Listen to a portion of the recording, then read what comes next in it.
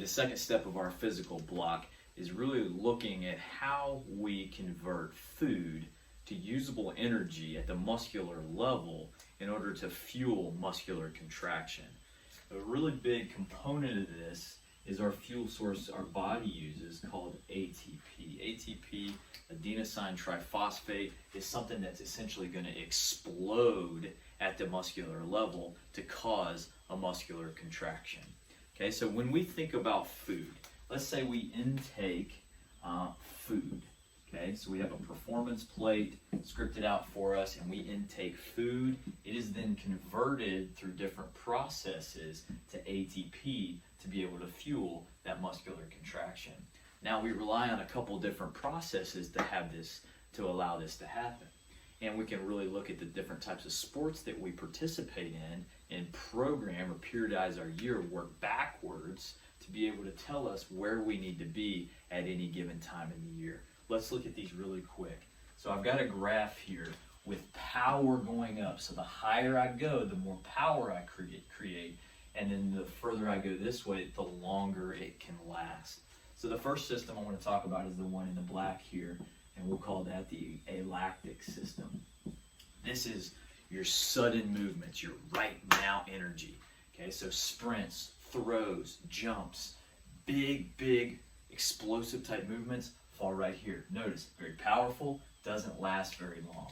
The next one in the blue we'll call glycolytic.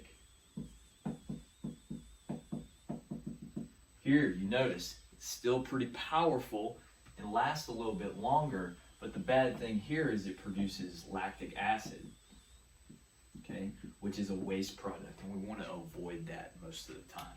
Then the last one is our aerobic system. That's in the green.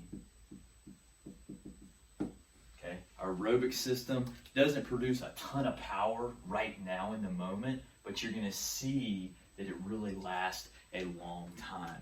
Now for the majority of our sports that rely on producing force really rapidly, pushing off the ground or pushing against an implement to propel an object, we're going to rely heavily on the alactic system. I need to produce energy right now.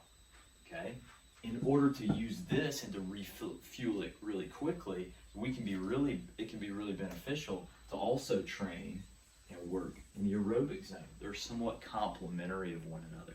So typically during the calendar year, I can benefit from dabbling in certain ones, but I can really start to really emphasize the different energy systems that I want to train in based upon my sport.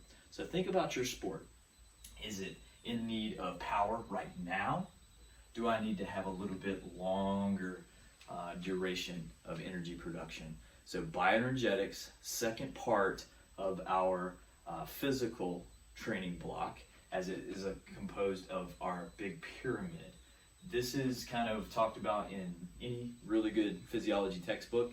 A big reference here that I would really recommend is Joel Jamieson's text. It really simplifies this down within an MMA setting, but it really allows us to understand how things work together, how they're all operating at one given time, but how we can actually train each one of these to maximize our physical block as it relates to fueling.